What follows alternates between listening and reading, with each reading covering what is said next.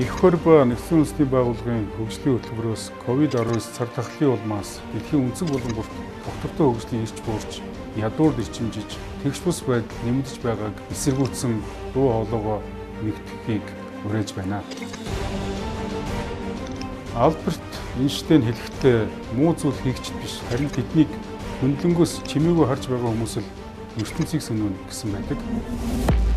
Хүндрэлтний өмнө шин сурлыг авчирч буй энэхүү эзэгтэй цаг үед хүн бүр өндөр ёс зүйтэй хариуцлагатай авилгаа сангиж байснаар бид эдийн засгийн эрчимтэй сэргээн босгож илүү хүртээмжтэй тэгш нийгмийг байгуулах боломжтой юм аа. Ард иргэдийн минь амьдрал богино хугацаанд сайжрах суур нөхцөл бүрдэх хүчтэй.